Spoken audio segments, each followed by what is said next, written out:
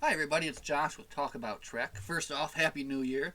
We're back today on the first day of the new year here to look back at 2023, look at everything we read, and hopefully come up with some kind of plan going forward for what we want to read and what we want to get into in 2024. And it's also just fun to kind of go back, take a little trip down memory lane, and refresh my memory as to what we were doing uh, throughout the year. So uh, this one is going to be a little bit different than normal, but we're just going to dive into my journal here and see what we read in 2023. Oh, and as a special fun bonus, if the book that we were talking about comes up on the slideshow, we'll take a drink. Like that. That was an example drink. Now, 2023 began as the month of Klingons. And I specifically remember wanting to start it off that way and to have that full January of Klingon goodness. So we went and did the Day of Honor, I don't know what you call it, the Day of Honor series. And the first book of the Day of Honor series is Diane Carey. And I'm also going to keep track of authors and kind of see, did I read a lot of a certain author more than another? Is there someone I should focus on more? So we're going to look at that too. But the first book was Diane Carey's Ancient Blood, which was basically the Day of Honor series kind of has each show getting its own, book talking about the Klingon Day of Honor. And the first one here was the TNG book, which, looking at my notes now, it's refreshing my memory, and I remember liking it. It's a part like a kind of a spy mission where Worf is off on an undercover mission, and then the other part is this whole holodeck thing. British historical navy versus the colonials. Really interesting stuff. So I remember really liking that. I remember it being a very Worf centric book and a good way to start the year for sure. So after that, it went into the DS9 uh, Day of Honor book, which was L.A. Graff's. L.A. Graff. And L.A. Graff, of course, if you don't know, is a pseudonym, or a pen name, I guess, for a pair of writers. Uh, Karen Rose Carcone and Julia Ecker, if my handwriting doesn't betray me. And that stands for Let's All Get Rich and Famous, L.A. Graff. But anyway, they are fantastic authors, and they wrote this book here, which featured Klingon exiles, Cisco and the Defiant knocking comets around. Okay, I remember that. That was good. And well done comet impact scenes. I have that written down, so that was happening. Uh, it's not coming back to me as much as the first one was, but I'm gonna say it looks like it was pretty good. Cool use of this. Cool use of what? All right. First resolution for 2024. I need to take better notes so that when I go back and I read, look, I have a whole line just written in Klingon here, and I have no idea what that could mean. Bath Poth Loth Inpoth Puss. Anyway, that was a DS9 book, and I do remember enjoying it quite a bit. The third book in the series, which we started mid January 2023, was the Voyager one, and that was Her Klingon Soul. Let's see what we can remember about that. Okay. So this was, of course, a B'Elanna centric one. Kim was in there too. Uh, Tuvok played a part in it, it looks like. And basically, it was kind of featured how B'Elanna's view of the Day of Honor was always skewed. It was always like a terrible day for her. But then this one turns out to be I don't know. It's a little bit different. It's almost like it's the Day of Honor is kind of like an afterthought here, and it's more just kind of a fun like get caught and escape kind of thing. A prison escape scene, cliched but fun. I wrote, and Harry's pilot practice pays off in the end. Light action, good pace, good notes. And that one was written by Michael Jan Friedman. Man, this might take a while if I don't speed this up. Am I right? Alright, so that took us to... this was the TOS book in it, which was Treaties Law. And I remember liking this one quite a bit here. Competition. Organian Treaty. Most honor so far. So this had the most honor so far out of the 4 books. Twin Sons. Rings of Tawti. Kirk talks his way out. Oh, yeah. In the end, a beautiful Kirk talking his way out of it yet again situation. Am I a little too high up here? There we go. Okay. But yeah, a good classic TOS book. And again, I think this one kind of hit on the theme, the honor theme, more than the others did. And this was written by the pair of Dean Wesley, I gotta start writing this smaller, Dean Wesley Smith and Christine Catherine Rush. And we'll just abbreviate here. All right. So then it ends, that's the last one in there. Yeah, the Day of Honor series ends with just a novelization of the Voyager episode, Day of Honor, and that is also by Michael Jan Friedman, so we can just do Michael Jan Friedman with a check now. Well, I guess 2 Michael Jan Friedmans. And it was a interesting novelization. I mean, I guess, oh wait, no, there's one more too. And it's down here at the bottom. It's a short story, that's right. But nothing too big there. I guess anytime you get a novelization, it's fun to get a little bit more inside information about the thinking that was going on in the character's head. And that's what you get here too with that. So if you enjoyed that episode, then that's going to give you more of an inside look at that. And then the whole series, which is like a big giant book that they put together, ends with a short story written by Diana Gallagher, which was about Alexander causing trouble, but Worf comes to help, teaching him the Mak'bara. Wait. Oh, no, this is it's the kids' book, right? I don't know. Anyway, it is more like a kid's book, basically, and Alexander kind of learns a lesson from Worf, and he is able to overcome his bullies and kind of, I think, also make friends with the people who were against him. And yeah, this was right around the time that the Klingons had kind of turned against the Federation for some point, and there was a little bit of animosity there going on. And that was another TNG story. So that only took us to the 25th of January last year, so we wanted to finish up the month of honor, as I had dubbed it, with something really, really good. And I picked something really, really good. Another Michael Jan Friedman book, so that makes 3 so far. This was Kahless. And Kahless is not set in any of the, well, I guess it's set 50% in the TNG time, and then 50% in Kahless's time. But an excellent story where it switches back and forth between each chapter, basically, where it's Worf and his mission and what's going on, and then Kahless, and basically the story of Kahless, like the real Kahless, and how his story kind of became legend. Really, really, really good. I remember maybe one of the standouts of the year, beside another really, really good one, which we'll get to.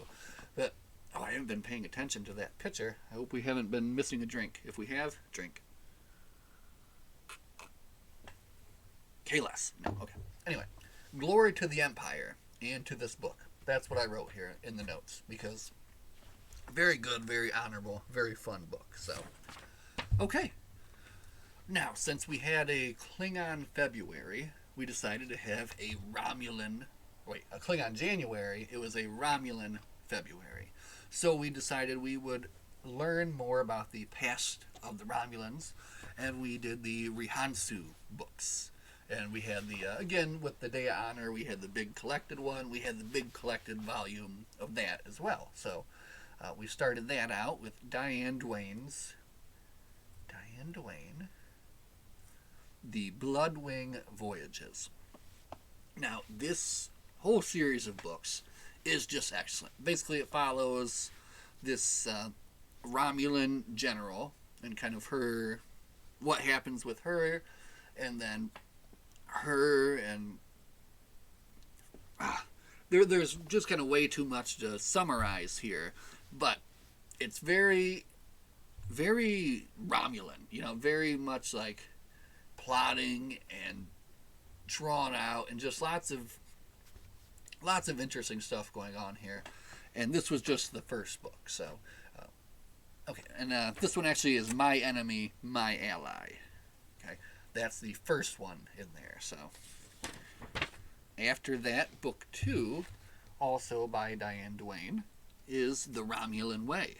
So it just kind of follows along more, and this one, you get the story of this undercover Romulan or undercover Federation agent who's on Romulus named Arhe. And again, you just get all this deep, incredible, fun Romulan lore, which is just, it was just really, really, really well done. Diane Duane is just a very excellent writer. I mean, obviously. So that one was great. And then after that, what did I have to do here? Okay, yeah, so I didn't realize that, it ended on a cliffhanger, and I didn't have the ending, which is the empty chair. So I had to jump in and kind of split up the whole Rihansu story, and I had to read another Diane Duane book. But again, on par with Kahless, again, one of the best books that I read this year, Spock's World by Diane Duane. I had started on the 22nd, finished on the 27th of February last year, and it was just a fun ride. Just a fun ride, basically. And it, the spear in the other's heart is the spear in your own. You are he. Deep. I don't know. Someone said that in that book, and it was good. But just an excellent, excellent book. And I won't go into it anymore other than to say definitely one of my favorites of the year. So, and then we finished up our Rihansu reading with The Empty Chair, which closes out the whole story in a very satisfying way. And I think one of the things I liked about this book too, and I think it's a series, is it did feature kind of Dr. McCoy a little bit in the second one, and how he played into this one, and I thought that was really great. So again, another TOS book, another Diane Carey book, right? Of course. Yeah. Okay. And that brought us into March last year. And then it looks like we decided we wanted to read something new. So on March 10th, we started to read Star Trek Picard Second Self, which is a Raffi book. And oh yeah, okay, yes, this was good. Featured Garak, actually, and then there was a bit of a time jumping. Got a little bit of Raffi backstory on here as well. So this was a fun one, and I don't know, I kind of am a fan. This was written anyway by Una McCormack, and I've been a fan of all the new books as they've come out. So this one was fun, and I liked Raffi's character because she was kind of I don't know, she was not perfect, and she was kind of messed up. But this shows you a little bit about why exactly, in addition to what you already knew, there was even more that happened in the past. And also, it's a secret Garak book, which is really cool, because I was not at all expecting that when I was going in. And then you get that little kind of secret Garak coming in to surprise you. And there's some other surprises in there as well, too. So,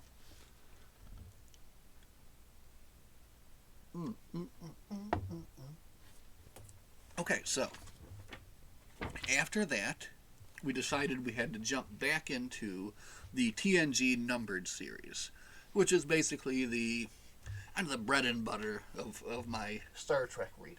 It's what I've mainly focused on, and then in the past couple of years, I've been trying to branch out a little bit more. But we did TNG number 26 at the end of March.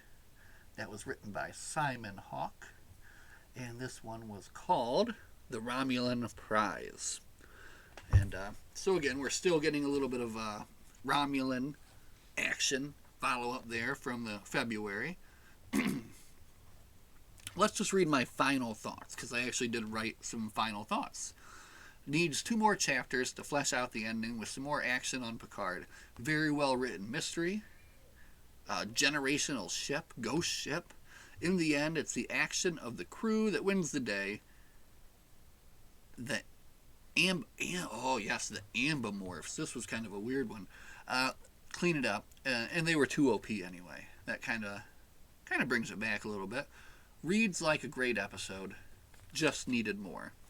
And this one, it looks like, had a little bit of Ro Laren action in there as well. So TNG number 26 looks like I liked it.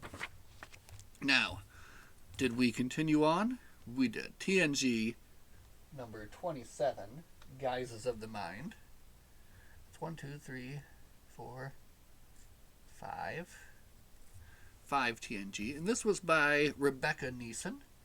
And I think both her and Simon Hawke maybe were writers I had never read before. So Rebecca Neeson's Guises of the Mind was a Troy-centric book, apparently.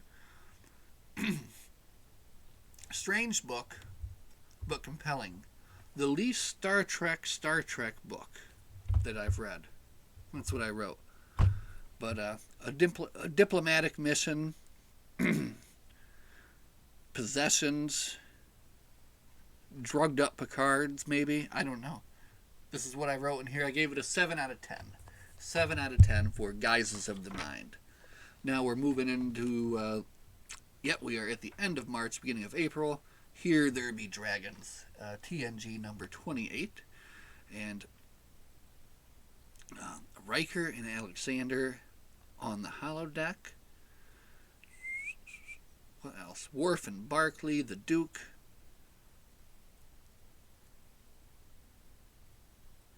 Hidden Well. Alright, so I did not make a lot of great notes on this one. This one was written by John Peel. And I don't think that I had read him before yet. So he is new. But gravity bombs. Geordi in command. Okay, yeah. There's a good part in this book I remember where Geordi takes command of the ship. That's fairly interesting. So, other than that, I don't remember much. It does say that Ro kicks ass. So, that was happening in there. And it is a true ensemble. I wrote that as well. So, everybody gets a little bit of a feature. Okay, and then looks like in April, we took our Trek break. We try to do that 3-4 times a year. And we read The Dark Tower Part 1. Which was really, really, really good. And I enjoyed that very much. So, that didn't take long. What the heck? I think I was on vacation. I must have read that in a day. Yes, because then the next... we were on vacation. And I just spent a day and I read The Dark Tower, and that was cool. The next book we jumped into was another Diane Carey. And this was The Ship of the Line. And this was really cool. This features the... Captain Morgan Bateson in the USS Bozeman, and of course it's a TNG novel as well. But there's some time jumping in there. Just a very interesting book, and for me it was I always wanted to know more about what happened with Captain Bateson. After everything. So seeing that or reading that was really great, and that was another Diane Carey book. Then after that, we went back into the TNG numbered series with Sins of Commission by Susan Wright. And that one brought back Simon Tarsus. I like when they bring back minor characters from like an episode and kind of expand upon them more. So he was brought back and kind of expanded upon more. Uh, Fun to see these exaggerated characters. Oh yeah, because this colony shows up, the kind of, or this group of some kind of weird aliens, and they're able to turn everybody's like emotions up to 11. So in this book, you get to see all your favorite characters kind of exaggerated, as a kind of a little bit more. So that was something that was pretty fun about that one. So, and again, that was Susan Wright's Sins of Commission. Then we kept on with the TNG, which brought it to 10 for the year with W.R. Thompson's Debtor's Planet. Thompson's Debtor's Planet. So this was an interesting story. Had some Ferengis in it. But I took no notes because that was a terrible week. But I did write that it was a lighthearted, funny, out of character. Funny out of character. I guess my note, yeah, that was a bad week. I remember that one. The book was good, but my notes were bad, so I can't tell you much about it. But what I will say is I'm going to strive to take some better notes this year because I think it always helps to have that to go back on. So, all right, so now we read another new book, a Strange New Worlds book, written by John Jackson Miller. And this one is The High Country. And this was a little bit of a different book. And I think a lot of people maybe were, I don't know, either one way or another. They liked it or they hated it. But I really liked it. It took the crew of the Enterprise, Pike and them, and then basically put them into a Western. And almost kind of reminded me of reading like Edgar Rice Burroughs, John Carter of Mars, that kind of thing. Very good. I really enjoyed that very much. And interesting ending. And again, just brought back that kind of real sci-fi Western feeling of those older books. So here we are again, back into the TNG books. This is the beginning of May. And we're going to read Dave Galanter and Greg Berdurer's, I don't know if I said that right, Foreign Foes. And Foreign Foes was a very interesting book. I think it seemed like Geordi had a lot of the action, it looks like. Riker and Troy as well. And a nice surprise. The book started kind of all over the place and then pulls together in the end. And then, also what's interesting about this is that Geordi, without his visor, is able to kind of come together and save the day at the end. So that one I did enjoy quite a bit. So, okay, we really pressed hard on the TNG books this year, didn't we? So now we are in 32, Michael Jan Friedman's Requiem. Michael Jan Friedman's Requiem. So that was that was a Picard heavy book where you get a prologue going back to this mission where Picard was headed to this Gorn meeting, and now he's got to. So you got like this two-prong thing. You get to see like what happened in the past, and then how that kind of affects the future. So if you like Gorn, and you don't really get a lot of Gorn stuff, this is one of the few that kind of gives you more interesting Gorn things. So,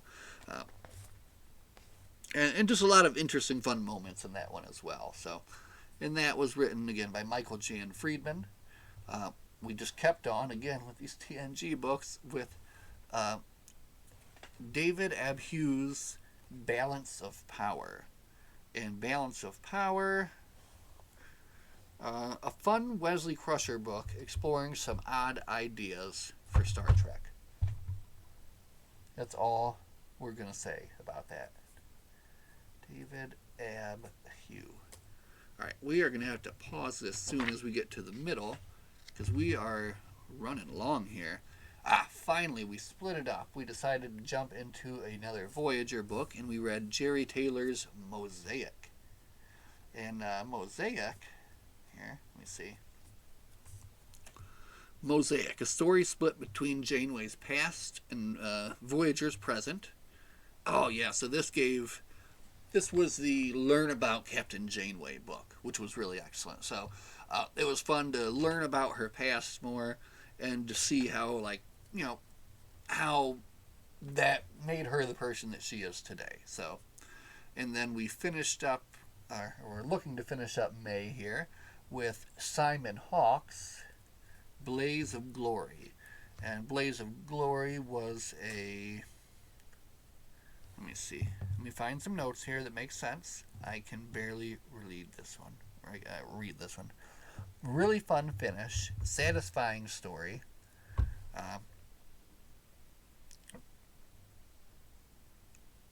Oh yes, this is. There's some interesting stuff in this one. There's like a cybrid, which is like a cyborg hybrid assassin that has drug needle for fingers. I think it's really out there, very interesting, and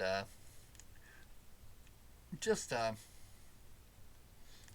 satisfying story, I would say, in the end. So, all right. So then, this will be the last one we're going to talk about here in this video right now, because we are at damn near 30 minutes, and we are only at 6 months through. And I can't make an hour-long video. That is madness. So we're going to finish off this video by talking a little bit about Robert Greenberger's Face of the Enemy. And this book here is a TNG numbered series, number 35, our 15th TNG of the year. And this one, diplomatic sparring, showing Starfleet ideals, a great political drama with mystery, interesting new race. These are good notes. I need to take more notes like this, because then when we come to this, I can just read these things and boom, that gives us our little summary. An unexpected ending. That's fun, right? You gotta love an unexpected ending. All right, so next month we continued on with some more TNG, but we will talk about that in the next video, because this one's getting long. Oh no, I closed it and I lost my space and I found it again. Okay, so thanks for watching. This is the first half of Talk About Trek 2023 year review. We'll be back soon to talk about some more. Live long and prosper. We'll see you guys in the next one.